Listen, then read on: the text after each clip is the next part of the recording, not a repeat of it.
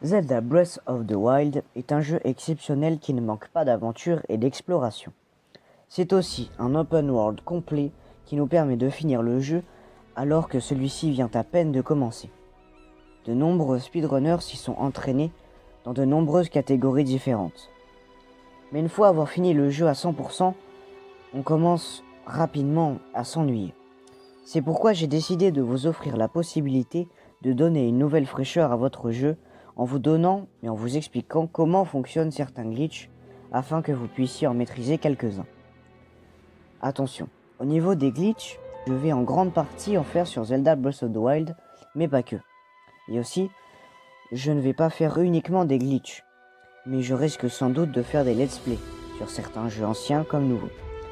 Sur ce, j'espère que le contenu de la chaîne va vous plaire et bon visionnage. Aujourd'hui, je vais vous parler d'un glitch nommé le Chill Clip. Ce glitch nous permet de passer à travers certains murs, mais ne vous inquiétez pas, il est très simple à maîtriser. Pour réaliser un Chill Clip, il nous faut un bouclier, un mur à clipper. Le terme clipper est utilisé pour dire qu'on passe à travers un mur. Et en dernier, il nous faut un skew. Le skew nous permet de clipper à travers un mur.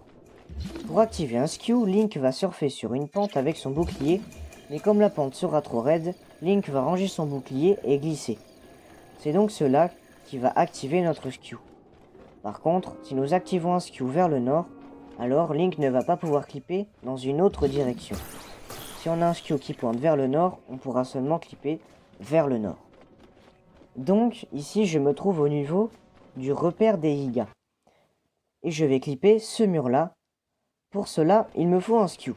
Je vais donc me placer devant ce mur pour avoir un skew qui pointe vers le mur que je vais clipper.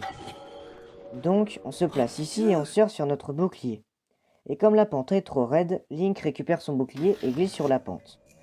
Une fois que l'on touche le sol, on vérifie que Link a un skew bien actif en maintenant ZL et le stick analogique vers le haut tout en appuyant sur X et A. Ensuite, en plein saut, on retire le bouclier.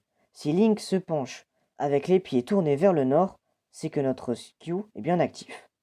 Si tout est OK, on peut se diriger vers ce mur afin de le clipper. Donc on se place devant le mur et on surfe sur son bouclier. Et une fois en l'air, il faut impérativement retirer son bouclier, sinon notre skew va se désactiver. Une fois avoir retiré le bouclier, on se retrouve de l'autre côté du mur. On est dans une barrière invisible. Pour passer cette barrière, il nous suffit de grimper sur ces tambours, et si tout se passe bien, Link devrait se retrouver bel et bien de l'autre côté du mur. Et nous voilà dans le repère des Yiga.